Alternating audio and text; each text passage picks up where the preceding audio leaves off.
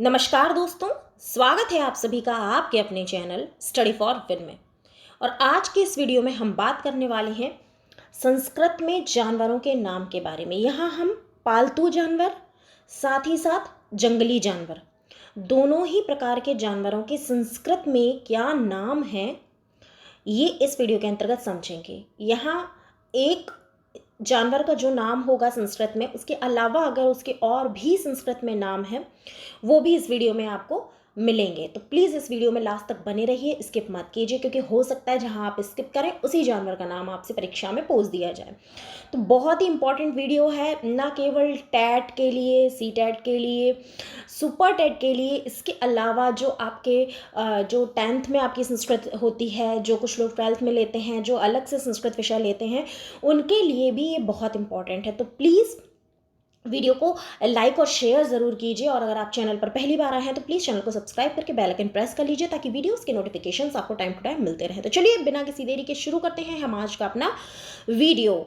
जैसा कि आप देख पा रहे हैं, यहाँ पर आपको शुरू में ही 3 नाम दिए गए हैं, धेनु, क्रमेलका और गंडका। इसी तरीके से हम वीडियो में देखेंगे बारी बारी से कि कौन से जो जानवर हैं उसको संस्कृत में क्या कहा जाता है। ठीक है, साथ ही साथ यहाँ पर इंग्लिश भी आपको देखने को मिलेगी, तो आपको तीनों भाषाओं में यहाँ पर जानकारी मिल जाएगी। तो सबसे पहले हम बात करेंगे पालतू जानवरों के बारे में कि संस्कृत में पालतू जानवर को क्या क्या क्या नामों से जाना जाता है। सबसे पहले गाय हमारी माता है, और इसीलिए हम सबसे पहले गाय से स्टार्ट करते हैं। तो गाय इंग्लिश में पता है काऊ कहा जाता है, लेकिन यहाँ संस्कृत की बात हो रही है तो इसको धेनु या गौ ये कहा जाता है। संस्कृत में इसका नाम धेनु या गौ है। ठीक है, अगला है आपका भैंस, बफेलो।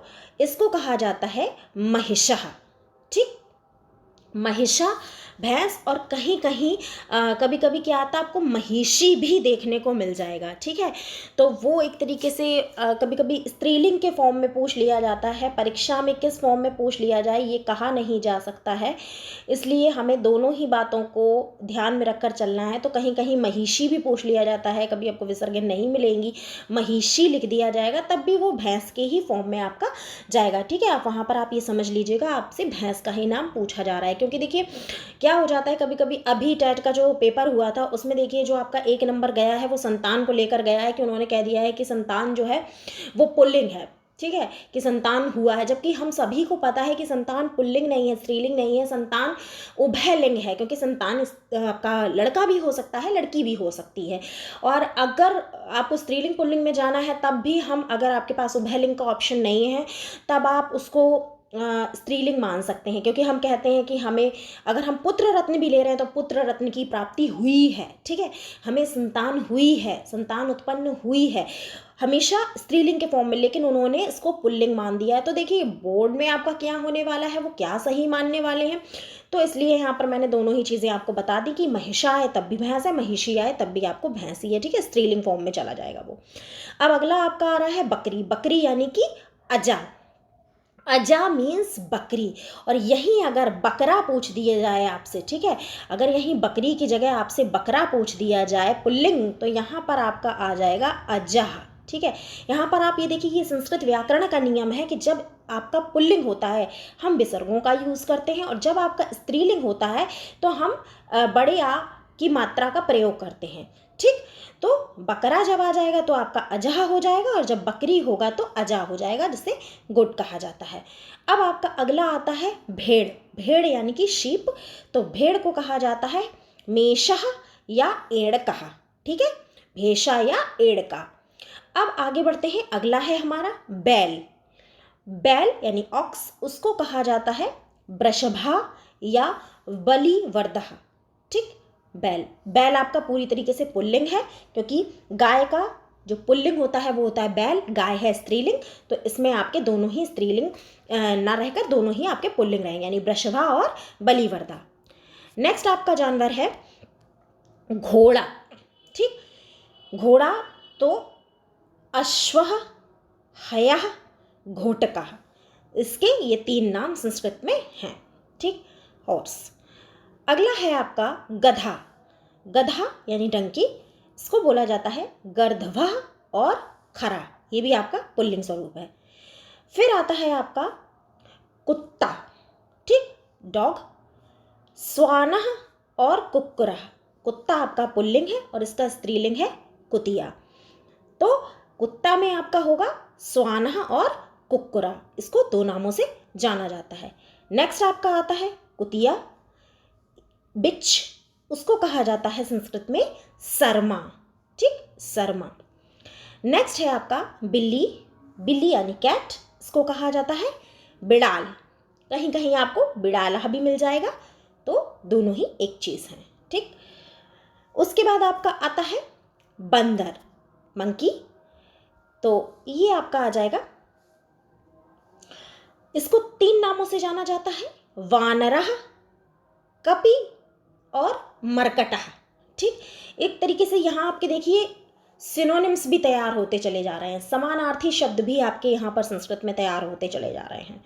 तो वानरः, कपि और मरकट, इन तीन नामों से बंदर को जाना जाता है। अगला है आपका ऊंट, कैमल, क्रमेलकः और उद्युलाव, दो नामों से इसको जाना जाता है, दो नाम है इसके। उसके बाद है आपका चूहा, आप सभी जानते हैं इसका नाम मूषक होता है, तो मूषकः, ठीक, रैट या माउस। उसके बाद आपका आता है सुअर, सुअर यानी कि पिग, इसको वराह कहा जाता है, ठीक, वराह मीन्स सुअर, वराह। नेक्स्ट है आपका गिलहरी, स्क्वेरल, और इसको चिक्रोड़ा कहा जाता है, चिक्रोड़ा।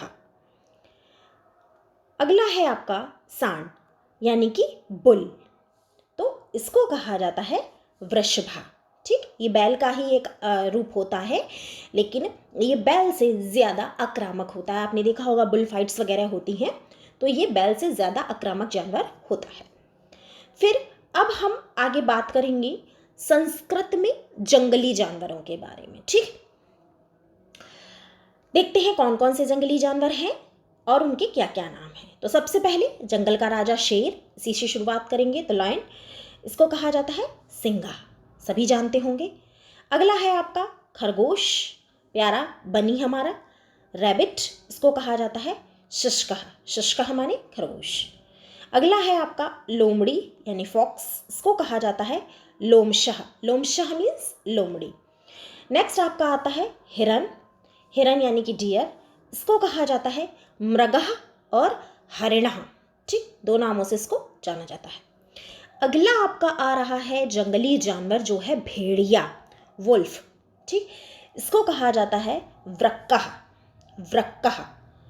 अगला है आपका भालू यानी कि बियर, इसको कहा जाता है भल्लूकः, भल्लूकः मीन्स भालू। अगला है आपका हाथी, एलिफेंट, इसको कहा जाता है गजः, गजः मीन्स हाथी।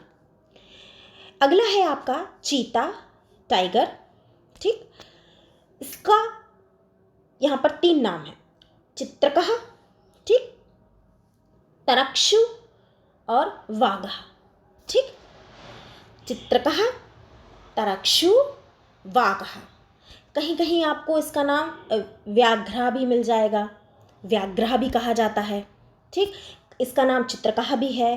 तरक्षु, पेड़ पे चूंकि ये चढ़ जाता है इसलिए इसको तरक्षु कहा जाता है, और बाघ भी इसका नाम है।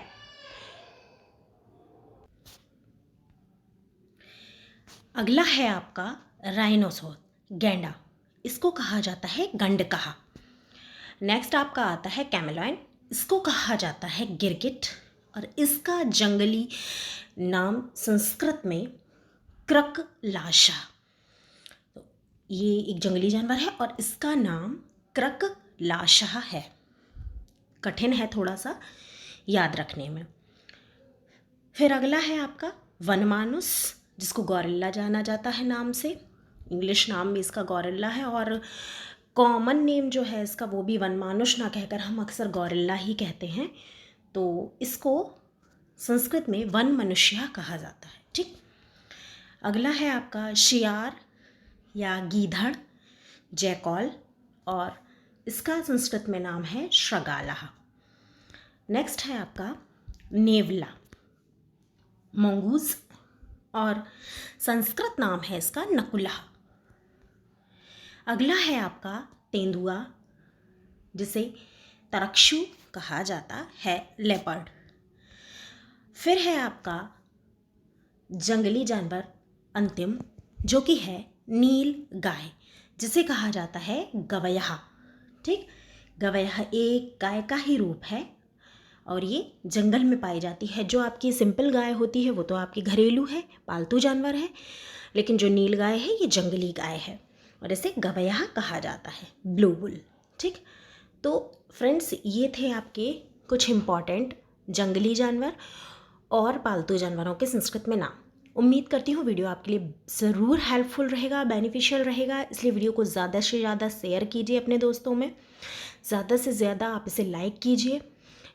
और अगर आप इससे संबंधित और भी वीडियोस चाहते हो संस्कृत में अन्य नामों से रिलेटेड, तो उसको भी आप कमेंट सेक्शन में बताइए, तो मैं उससे रिलेटेड वीडियोस भी आपके लिए बना दूंगी।